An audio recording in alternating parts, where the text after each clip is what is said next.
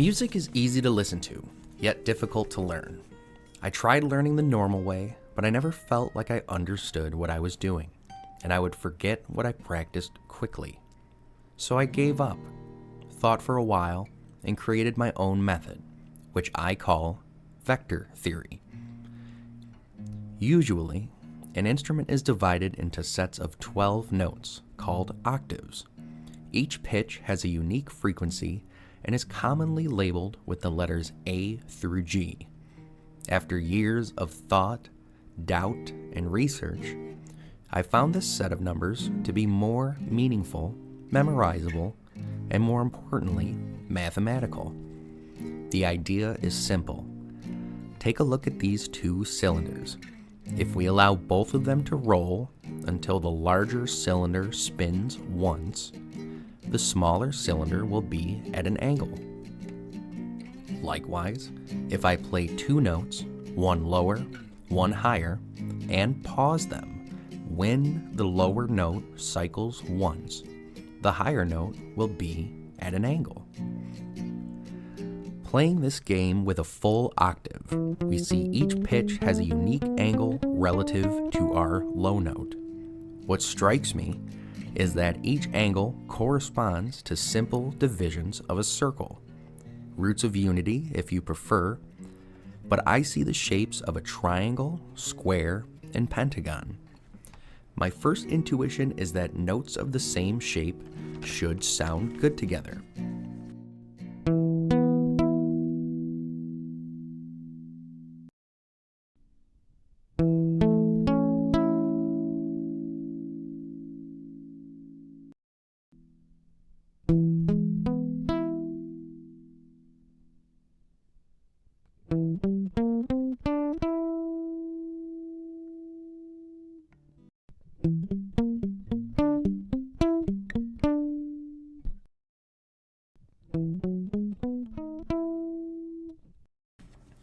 What do you think?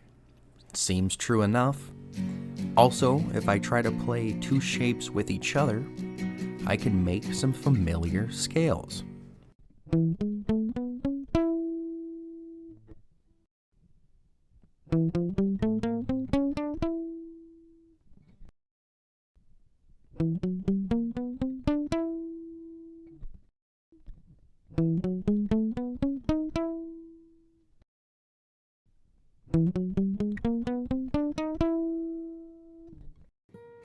To me, this explains, strangely well, why certain notes sound good with each other.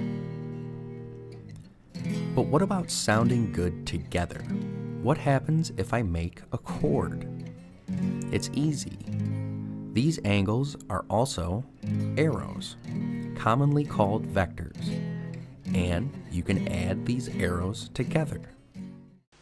Even though the arrow alters its areas. It's when we get in trouble. When we have more than one way to occur, then the rule goes as follows. If the thing can happen in more than one way, then you find the amplitude. What that was, the arrow, for each way. See, if it could happen in two ways, you got the arrow one way and the arrow the other way, and then you put another arrow for the third way, and if there's a fourth way, you put another arrow. And when you're all finished, you put them tail to tail, all the possibilities, and find the total, what we call the total, or the net result of making all these little arrow steps. That's kind of stinky, right? Well, it's fun, and it's strange that nature's like that. It's comparable to square dancing, treating each vector as a step and seeing where you end up.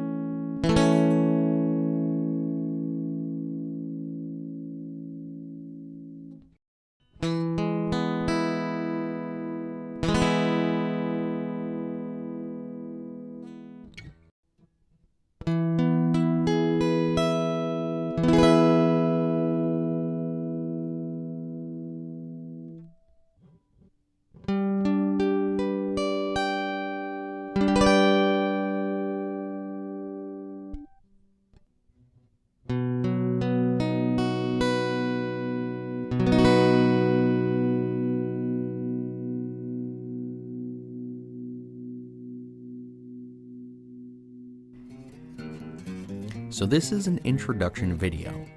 I encourage you to play around with this theory. It's fun and strange, but it seems to work.